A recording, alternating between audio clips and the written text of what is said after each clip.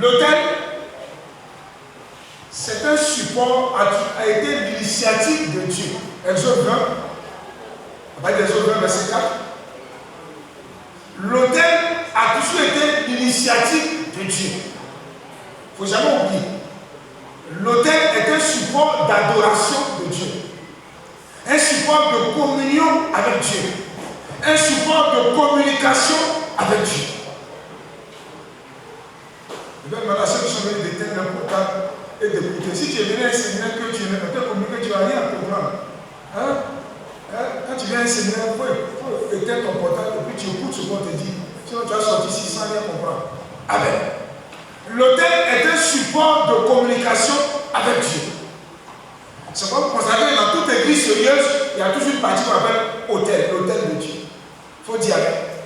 Dans toute église, il y a une partie qu'on appelle l'autel. Donc, retiens que l'autel est un support d'adoration avec Dieu. L'autel de Dieu, bien sûr. C'est un support de communication avec le Saint-Esprit. C'est un lieu où on vient faire des offrandes, on vient faire des vœux au Seigneur. L'autel du Saint-Esprit, l'autel de Dieu. Et vous comprenez vraiment que l'autel de Dieu apporte la bénédiction. L'autel de Dieu apporte la guérison. L'autel de Dieu apporte la transformation. L'autel de Dieu apporte l'élévation. Vous voyez que c'est un très bon autel et je pense que tout le monde doit acclamer l'autel de Dieu. Alléluia. Et cet autel de Dieu, rappelez-vous cet autel de Dieu qui fonde l'existence du christianisme, c'est depuis Golgotha. Qui vient depuis Golgotha? Depuis Golgotha, les gens sur l'autel. Amen. C'est pour vous constater que depuis Golgotha, le Dieu fait homme, Yeshua Mashiach, depuis 4 heures du matin, était obligé, oui, de se déplacer. Oui, en tant qu'autel de Dieu, il était obligé de se déplacer juste pour aller détruire l'autel de la mort à Golgotha, pour que l'autel de la vie impacte ton ministère au vie, impacte ta vie. Alléluia. Donc, l'autel de Dieu, la source de Jésus de la croix du Calvaire, que l'autel de Dieu se déclenche pour toi et pour moi. Alléluia. Alléluia. Donc, c'est un autel merveilleux. On n'a rien à dire sur cet autel-là. Ça apporte la paix, ça apporte la joie, la tranquillité, la bénédiction, la faveur de Dieu. Oh, c'est un autel merveilleux. Mais je pense que si tu es là ce matin, que tu n'as pas encore connu cet autel-là, viens t'abonner à cet autel-là en acceptant Jésus comme Seigneur et Sauveur. Il faut accepter Jésus pour bénéficier de l'avantage de cet autel-là, l'autel de Dieu. Donc, oubliez que vous et moi, si c'était l'autel de Dieu, on serait resté dans nos églises pour en parler. Mais ce qui va focaliser notre attention pendant ces 2 jours, on va parler de l'autel satanique. L'autel satanique. Vous savez, Satan, on va voir les références bibliques de l'origine de Satan, Ézéchiel 28, Ésaïe 14, vous allez voir les références après. Satan était, ça dit que veut dire ennemi de, opposé à, rebelle à, qui était un archange auprès de Dieu, qui s'est révélé contre lui l'orgueil et qui a été disqualifié, va pervertir la notion originelle d'autel en instituant les autels sataniques. Pourquoi? Parce que pourquoi il a été disqualifié? Parce qu'il a toujours voulu que l'homme l'adore. Donc, comme il a tenté un coup d'État, Apocalypse 12 à partir de verset 7 à 12, comme il a tenté un coup d'État, que ça n'a pas marché, mais l'intention d'adoration de Satan demeure jusqu'à aujourd'hui. Il faut dire amen. Donc, il va instituer les autels sataniques pour que lui aussi, le monde entier l'adore. Voilà où nos problèmes commencent, voilà où nos souffrances commencent. Il faut dire amen. Et malheureusement, nous affirmons, c'est pas si nous on a dégénéré Satan, mais finalement nos parents, peut-être c'est par ignorance ou quoi, mais on va tous frapper à la porte de ces autels-là. Ça va dire après le malheur commence. Nos parents, par ignorance ou bien de manière volontaire, vont frapper tous à la porte de ces autels sataniques.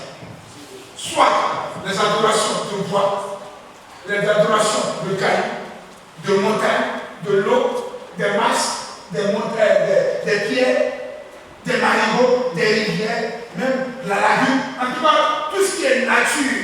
On va commencer à adorer ça. Oh, c'est la plus grande abomination. On va appeler ça l'idolâtrie. Vous l'avez l'idolâtrie.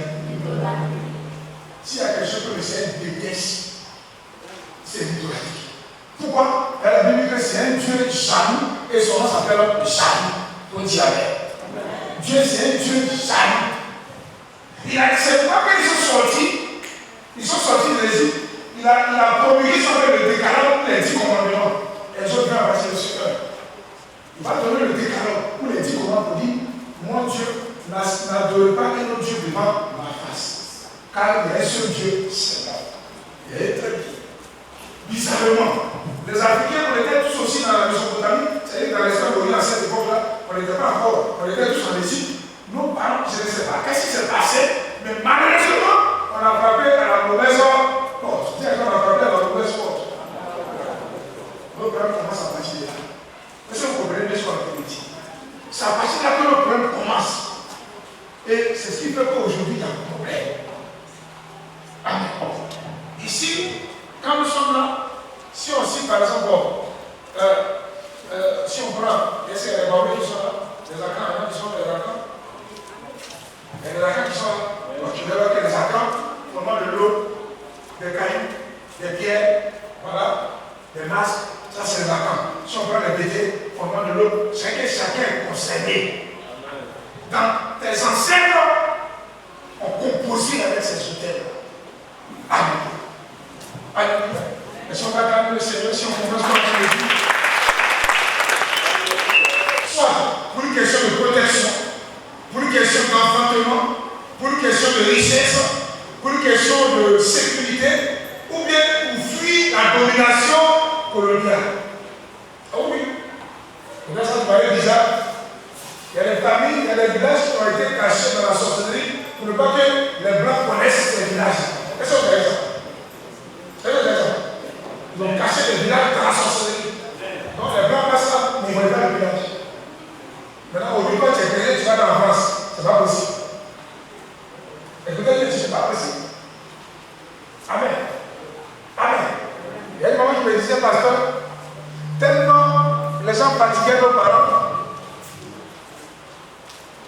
ils sont allés sur un caillou. Ils ont grillé des maïs secs. Ils ont grillé ça. Et puis ils ont dit, si le maïs sec peut pousser sur une roche, c'est alors que nos enfants, on leur donne le blanc. Écoutez bien. On lui appelle le village des maudits. Le seul qui a pu avoir le bac à l'université, quand il voulait travailler, il est bon. C'est le seul. Avec le village des maudits, c'est un soufflé là-bas. Amen. C'est ils ont pris arachis sec. Non, maïs sec, ils ont grillé.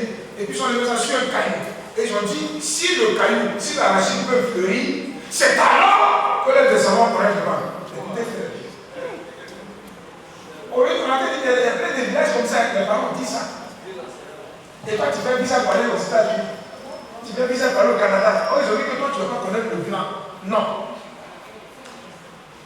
Amen. Effectivement, dans ce village-là, tu peux avoir bac.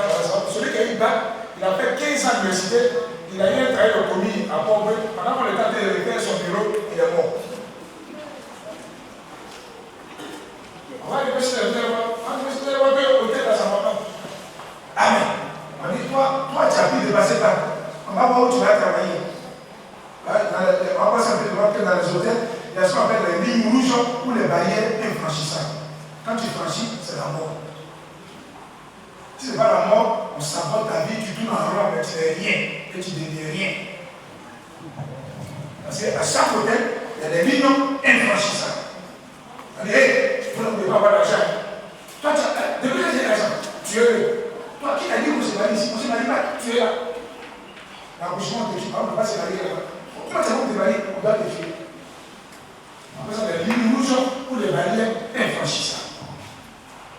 Amen. Amen. Voici le tableau